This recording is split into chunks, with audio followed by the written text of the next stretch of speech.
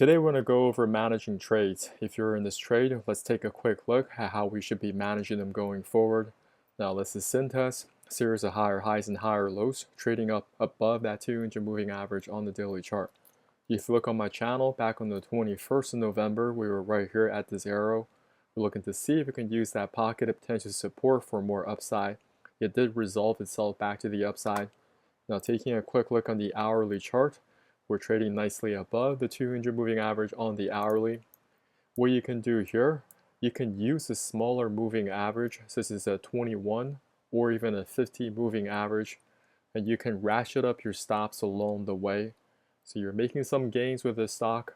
Before your stop loss was down here, now you're just moving it back up. Now if you want to be more conservative, you can use a moving average on a smaller time frame, such as a 15-minute, just moving your stop as the chart is moving in your favor. Next chart let's talk about is PayPal. PayPal is also trading nicely with a series of higher highs and higher lows, trading up above this 200 moving average on the daily chart. Now taking a quick look on my channel, you guys can also review back on the 6th of November, which was right here at this juncture. We were looking to see if PayPal could hold this pocket of potential support and resolve itself to the upside. It is also getting back up to the upside with this pocket. Now on the hourly chart, we're trading nicely above this 200 moving average.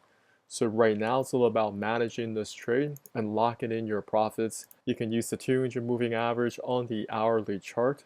So before you were here, down here with your stop loss, and now you're moving this thing back up. You're just moving that price level and you say, I'm going to move this back up, activate this price level and move it right below that 200 moving average on the hourly chart. It's important to lock in your profits and take your profits along the way. Of course, none of this financial advice. Hi everyone, John here. I recently put together a PDF on Fibonacci trading. You guys can check out the link in the descriptions below. I'll also put it in the comments. Have you subscribed to our YouTube channel? We go over setups and cryptocurrencies as well as US equities to help you grow your account. Subscribe now and hit that notification button. We look to hearing from you in the comments area.